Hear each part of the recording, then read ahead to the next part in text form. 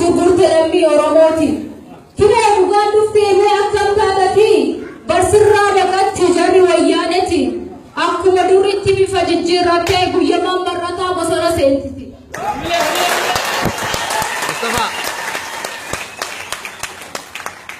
Gaafa gadaa dursan guddoon umiiteeti dhiiga keenya dugda harkaan dhiqatteeti afoon keenyas nyaattee dura dhaabbatteeti. Ani lammiin qaba caalaa qeerransaati galtu sifaa galtu dubbiin Oromooti. Bineensi wayyaanee lammada nan nyaatu walquma takkatti. Bineensi wayyaanee sabboontiin argee sintala gootati diinaf gadi jennee falmachaa jirtiiti. Galanne shaatawaa bilisummaati. Halagaan haasa'inaan dhiiga keeti sitti machuun dhufee madaa garaa kooti jechuudhaan nawaami intala gootati.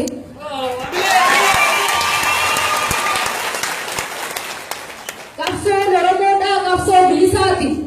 Lammii koo gurguruu maallaqaaf jedheeti. Martifadheen jira deemee nagayatti baasuudhaan barbaada humaa lammii kooti. Rabbiin namaa godhu fidaa Oromiyaa fidaa biyya ta'u.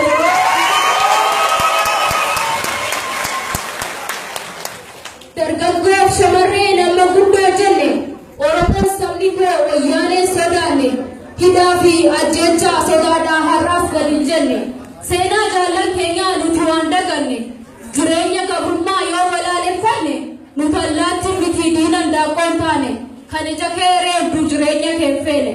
Garuu dubbii kana fakkeenya fudhanne takkaa ilmaan horree hundan guddifanne.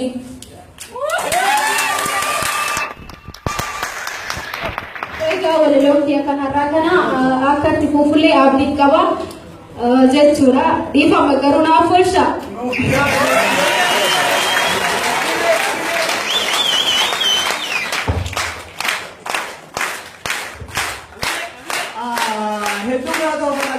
Sabtu tahu orang mana situasi, mana orang mana kasih orang itu segala orang ini anda yang kita.